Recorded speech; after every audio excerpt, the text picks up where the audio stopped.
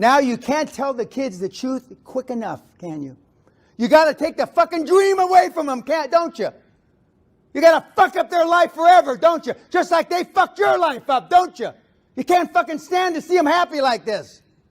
You fucking retards. It's unbelievable. What the fuck happened?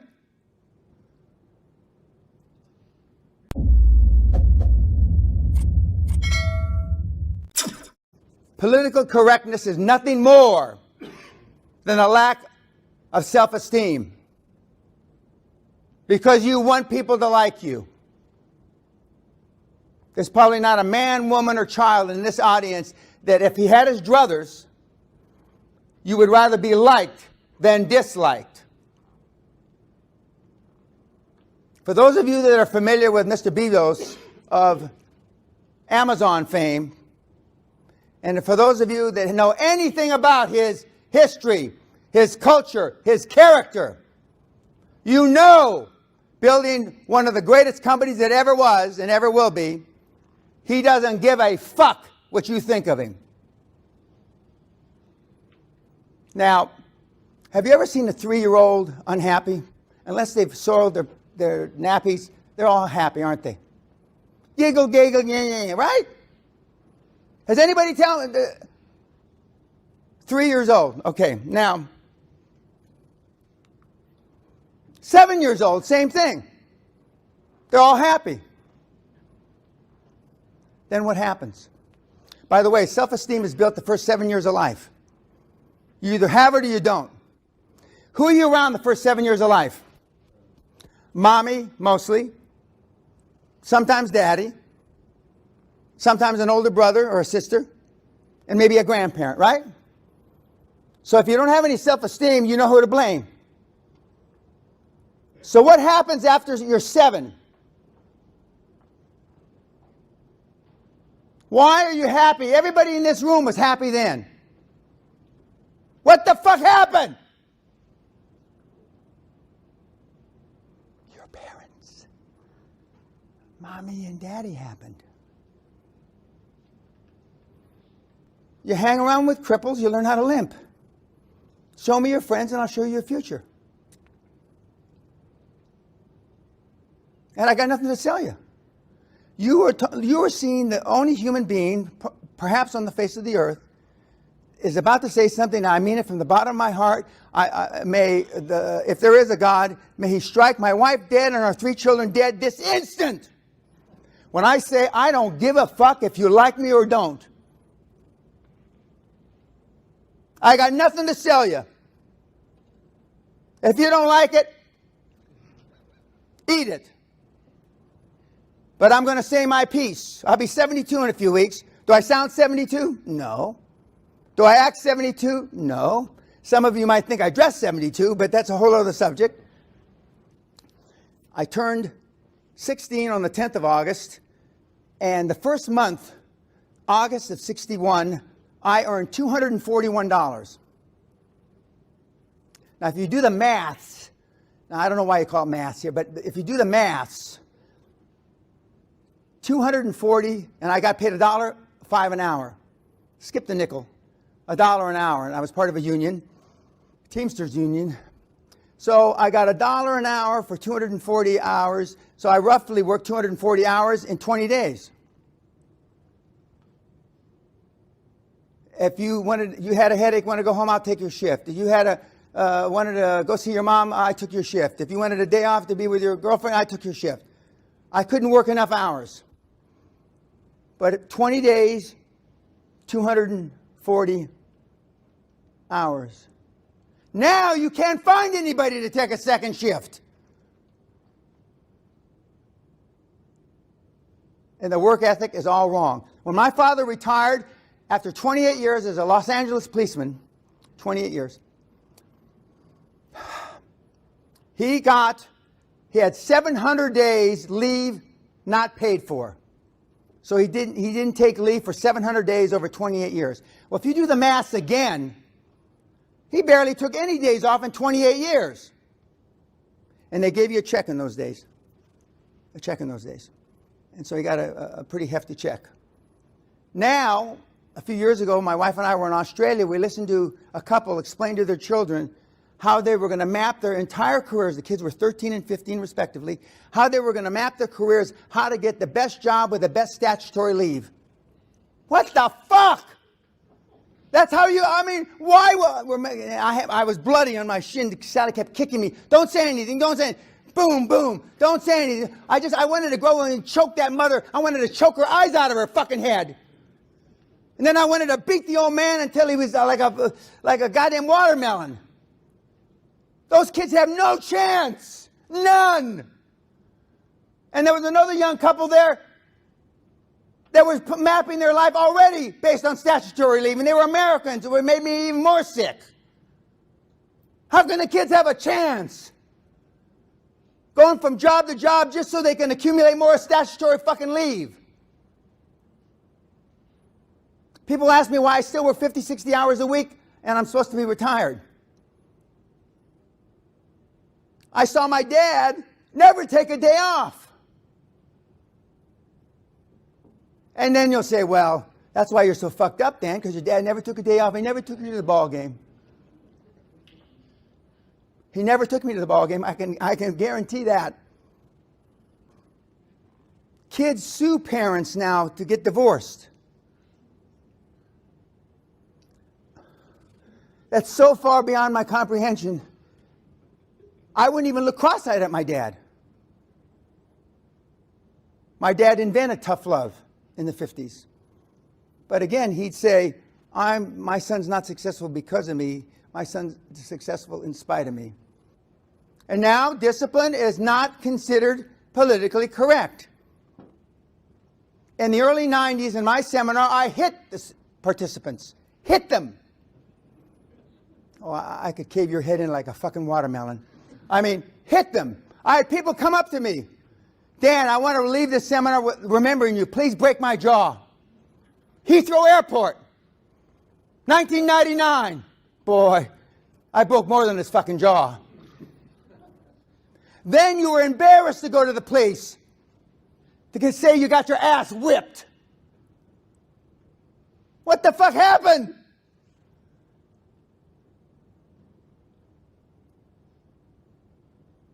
Wealth, risk, reward, not. We have now almost 2 generations, or in my judgment, at least a generation and a half, has grown up not understanding. And they have some foggy notion of what wealth is. Again, it's not everything. I was going to be a priest. Can you believe that shit? I used to teach catechism. I taught Bible study as a kid.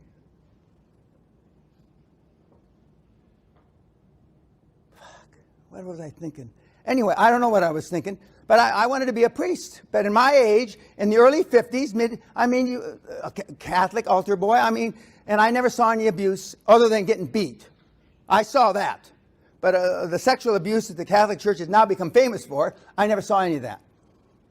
But getting a fucking beating, I saw that because I was the recipient of that. And whenever the nuns used to beat me, my dad would beat me when he got home or when he got back to town.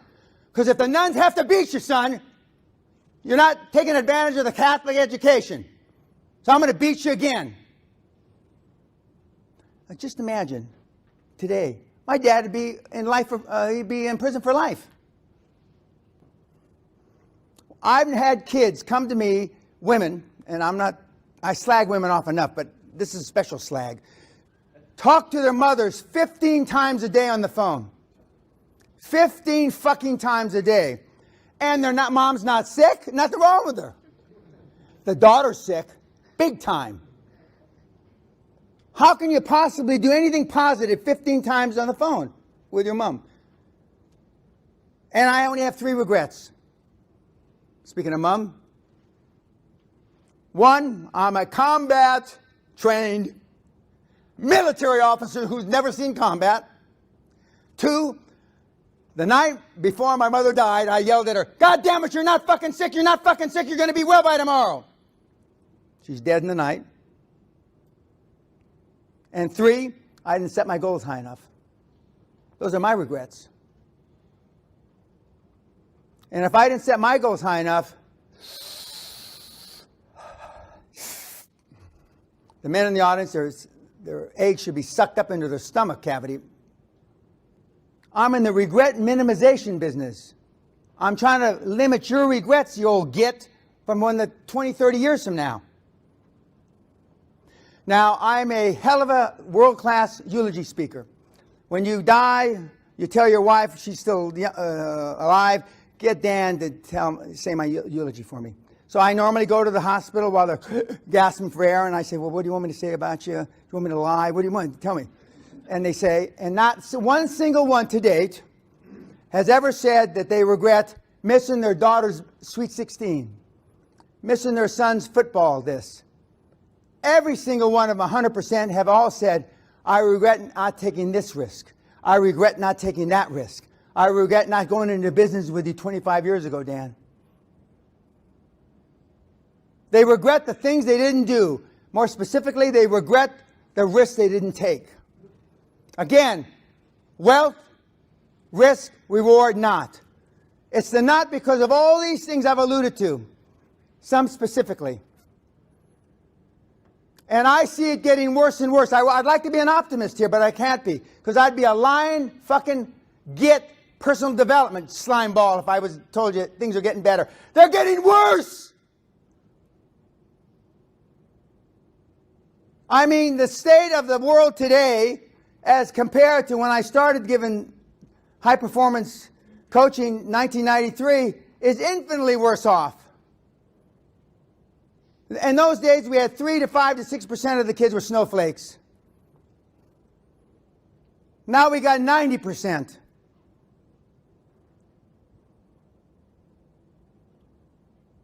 It never ceases to amaze me that I'm the only person, apparently, that has figured out why do we go from success to development. And I am bright now. I'm not here to tell you I'm not bright. That'd be disingenuous. That'd be a lie. I'm super bright. And I have a high IQ. Compared to this audience, I probably only got this audience by about 50, 60 points. Additional IQ than this audience has. Now we're going to talk a little bit about IQ. Let's just, for this example, say that we all got 100 IQ. For some of you, I'm taken away. For some of you, I'm given. Okay? Can anybody have 10 or 15 or 20 times our IQ at 100? No. Well, then why do people every day achieve 10 or 20 or 50,000 times more than we? If they can't have an IQ 10 or 20 or 30 times more than ours. Because they dream bigger than we. And this is mostly young men, not young women. Because you wouldn't want young women to do what I'm about to say. But a stiff drink and a good fuck could kill 99% of the guys that walk the face of the earth that are less than 30. That's a sad motherfucking commentary on life.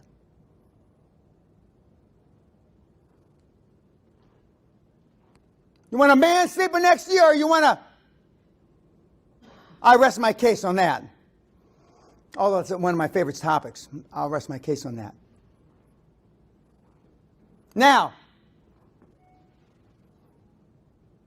I'm not going to ask you how many books you've read, because I don't want to embarrass you. But I know people that have read more than the 700 books at 19, 20. I have not read, I should be ashamed of this, but I'm not. I have not read 700 books in my entire life. And when I say I don't read, I've read the classics. I've read Shakespeare. I've read the goddamn Bible. But I sure should haven't read the books that you guys read.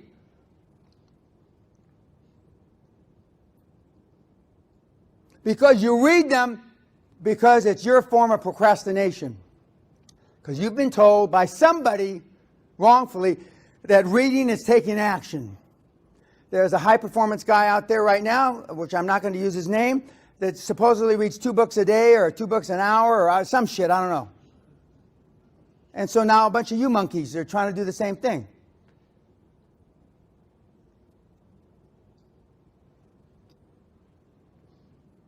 One of my most successful mentees has only read 1 book in his life. Some people say he can't read or write, but I hope I don't care if he can. He's read my book 15, 20 times. And it's not for sale, so please, please don't ask me. It's not for sale.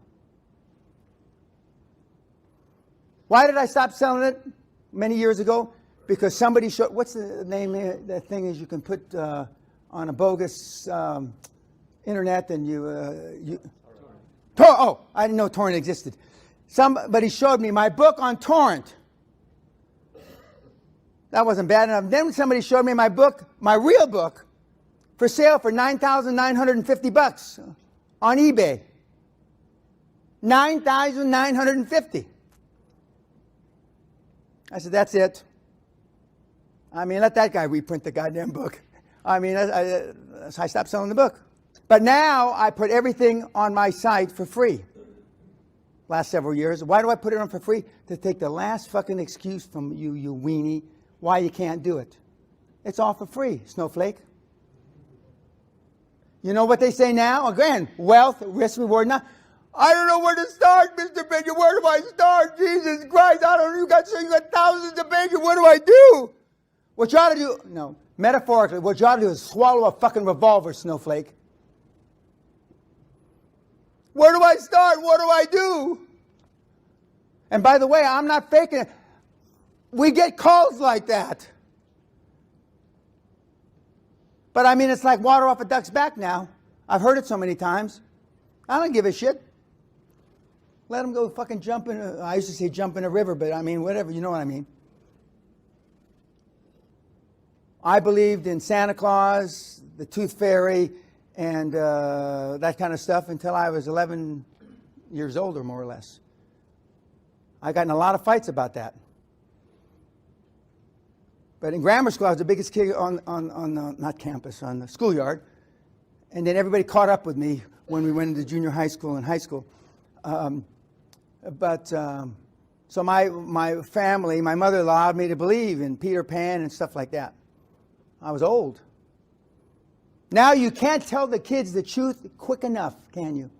You got to take the fucking dream away from them, don't you? You got to fuck up their life forever, don't you? Just like they fucked your life up, don't you? You can't fucking stand to see them happy like this. You fucking retards. It's unbelievable. Look what the fuck happened to you. God almighty, it makes me cry. Look it. Now look at you miserable fucking shitbags. And for those of you that mothers, I blame you the most. I've got a whole graphic, metaphorically explicit talk about this in mothers and having babies, but I'm not going to, we're an institution of higher learning here, so I'm not going to go through that. But just imagine the worst fucking things about not having kids, and then go about 100 times worse than that, and that's my talk. You bring in the kids in this world for all the wrong fucking reasons. You get married for all the wrong fucking reasons. You stay married for all the wrong fucking reasons. Holy shit. I'm on fire. Gunboat diplomacy was invented by the Brits. They ruled 2/3 of the fucking world by not asking permission for a goddamn thing. If you didn't like it, they blew the shit out of you. They give you a broadside with all their cannons. Right? Right. What the hell happened to Britain? Political correctness happened. Now they wouldn't say shit if it was in their mouth. Actually, shocking. That's bloody shocking. Fuck. I was running 100-mile fucking marathons more than 40 years ago. Back in my day, in the early 70s, you were a man if you ran 100 miles and pissed blood, because your body breaks down and you urinate blood when you put your body into that, under that kind of stress. And now there's a whole industry called biohacking. I thought it was a joke. Sally said, we're at this. She says, Dan, you do all this stuff. I mean, people making money off this shit. But do you think biohacking is going to save your fucking lives? I got a bridge in Brooklyn I can sell you. You're way beyond biohacking. As Brian QLA Rose would say, Dan's doing God's work, and you're beyond God. For most people in this room, nothing can ever help you. You're beyond it. You're past it. You've given up on life. And what's even more sad and pathetic, as my Irish partner would say, you've given up on your kids. For those of you that have kids that are roughly this age, you know what they look like. And for you people that have kids that are many years older than that, you knew what. Look back at your picture albums when they were happy, before you fucked them up. But I have a sore back from arthritis. My wife says I have a sore back because of hauling you assholes across the goal line like Forrest Gump in the movie, you know. But I never get tired of dragging you across the goal line because I know what you're capable of. The biggest misfit in this room, I know what you're capable of. I've had kids with 80 IQs to 180 IQs create billions. And the 80 IQ did better than the 180 IQ.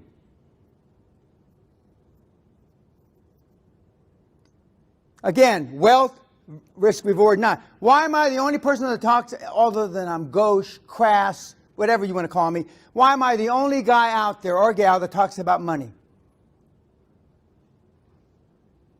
Because I'm the only son of a bitch that's created any with you dipshits. Just like you, lady. Just like you, ma'am. Just like you.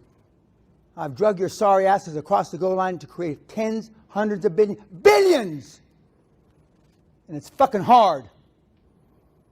And I'd never choose this profession again. Never. Just like I'd never live in a goddamn castle again. Do you have any idea what it is to live in a house that's 450 years old? Something breaks every 5 minutes. And it's never cheap. God. Another thing I would do. Why did I build a golf course? Oh, God, what was I thinking, you fucking idiot? I built a goddamn golf course because I got tired of playing at St. Andrews. What am I, crazy? That's another thing. Don't build a golf course. Don't buy a 450-year-old storybook. See, I got in love with this whole storybook castle. It's got tourists like at Disneyland. What an idiot. I mean, what was I thinking? 87%, Gallup poll came up with a deal in 2015, worldwide, 87% of the people on the planet don't like what they do, don't like who they are. 87%!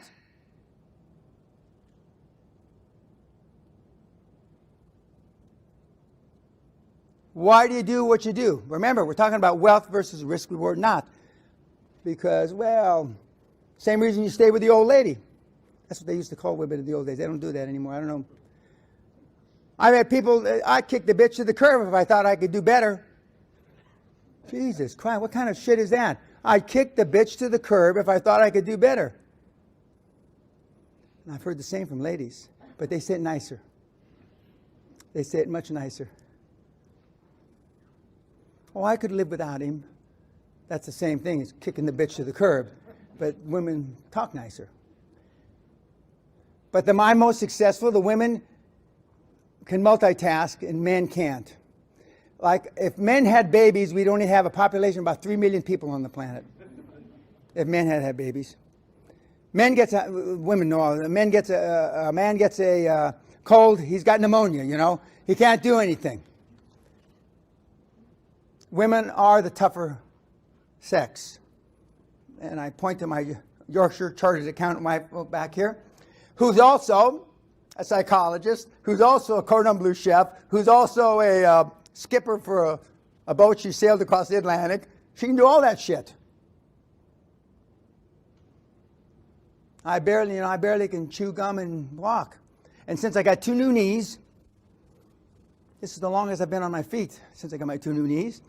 And for those of you that can do everything humanly possible not to get new knees, do it. Because they lie to you. I don't walk the same. I can't put my feet. I got 2 new knees because I wanted to climb Everest before I'm 75. Unless Allah does something for me, I'm never going to be able to climb Everest because I can't. My knees don't work the same. Because real knees go this way and this way. Artificial knees only go this way. I'm 3/8 of an inch taller, though, with new knees, which I'm already tall. I didn't need that. You know, that, artificial hip, shoulders, collarbone. I have no bicep. I mean, they're running out of parts. They could take my heart because I have nothing pumping to it. I mean, other than ice water. How many in the audience, by show of hand, have children? Poor bastards. God, I mean, Jesus Christ. Well, anyway, we'll just skip that next section then. I'm also, if you're, you know, they don't call it, what do they call it? They don't call it disabled, disadvantaged. Now when you're fat, you're not fat, you're weight disadvantaged. What the fuck? You're not short now you're height disadvantaged. What the? Who came up with all this shit? When we were recently, hey, Lord ass, come here. You're not supposed to say that. Oh. Hey, Four Eyes, come out. You're not supposed to. What the hell can you say? But we're so sensitive now. And I have my glasses in my pocket because I wear glasses. We're so sensitive now that we can't talk that way. Doesn't mean that they don't have a lard ass, does it? Doesn't mean that they don't wear glasses, does it? So I look at it where I came from, we're being disingenuous. It's like calling you handsome. You know, what the fuck? What a goddamn lie is that? And I don't care if you live or die tonight. Just don't do it on my estate. You know? It's wrong. There's a flaw. The system is fucked up. The socioeconomic milieu of the financial educational system has been boosted for many, many, many, many years. And I thank the university here for giving me the opportunity. And they more or less knew what I was going to talk about. Not exactly, but more or less. But it shouldn't be any shock, because I say some pretty shocking things, actually. Bloody shocking. But it's the truth. Nobody's ever accused me of being a liar. None of the guys in the industry that you bought their books and listen to their podcast has ever sued me for slander. Bring it on. I'd love that. Nobody. Why? Because I'm telling the truth. A couple of the big guys say, oh, Dan's just being Dan. Now, what does that mean? Well, I'm just telling the truth. That's all I'm doing. I had a snowflake producer. He was interviewing me about the TV show that they were talking to me about doing. A young Englishman. That's why I bring up the exam. Oxbridge, Etonian, in his early 30s. And he said, actually, Mr. Pena, it's hard for me to grasp how the shock value you have in your seminars. I said, really? Really? And he says, how do we evoke this kind of response out of these kids? And I said, well, with the greatest respect, they're your age. Well, how do you? And then so I looked around the room, the other everybody's got an assistant executive, there's 7 or 8 people in the room. And then I jumped up from my chair and I grabbed him by his collar and started screaming at him, spitting on his face. He started crying. I said, just like that, snowflake.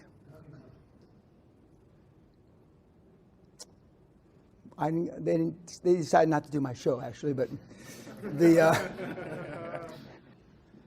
but when I was growing up, that wasn't that kind of stuff was not that out of the ballpark.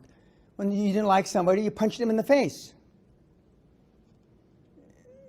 My cousin went to jail for stabbing a guy 17 times because he said something about his girlfriend had a big ass. She did. But you know, be that as by the grace of God, the guy didn't die. And Ron Jr., his son will be watching this. I'm using this as a positive example, and it turned his life around. But now, if I hope is a stretch, they could spit on your wife. and you wouldn't do a goddamn thing. They can say your wife's a filthy slut whore, and you don't do a goddamn thing. What the fuck happened? And your wife will pull you by the arm. Oh, honey, we don't want any trouble. Get away, bitch. And now fucking hit him with a brick. And you're hoping that she pulls you a little harder so you don't have to show like you had a pair. What the fuck happened? Is every man in fucking Britain a meaty mouthed weenie?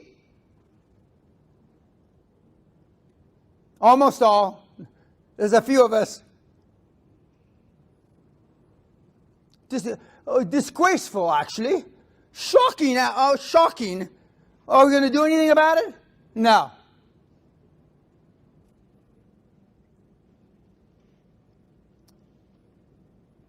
It's interesting. Sally had an uncle die a couple of years ago, and we went to the funeral.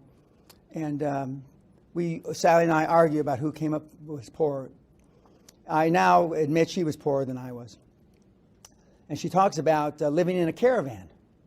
Her mother will say she can't possibly remember the caravan. Really? She was so little. Really? You remember every negative fucking thing your parents ever said. Since the second trimester in her fat belly. Her mother says she can't possibly remember that caravan where they all lived like sardines. But she remembers it like this morning.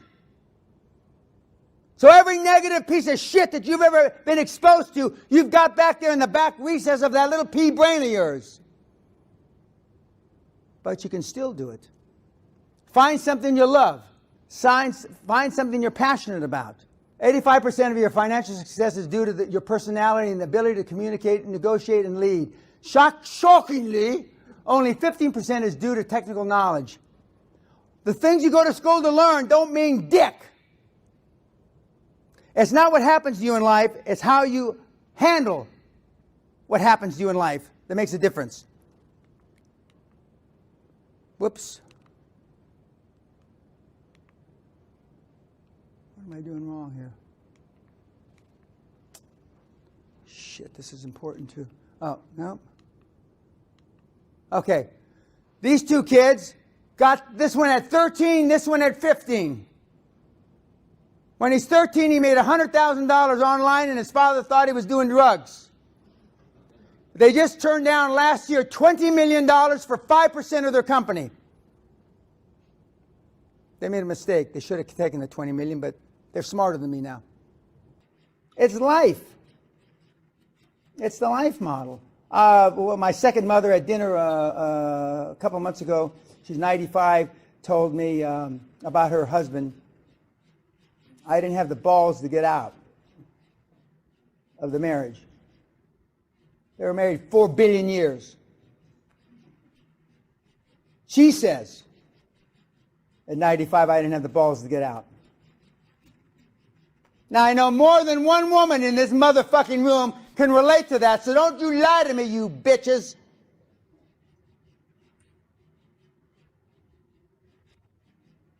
Now, isn't that a hell of a fucking time?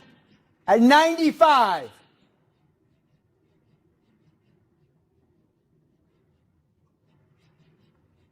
I'm going to say something else that's going to be shocking, actually, just bloody shocking.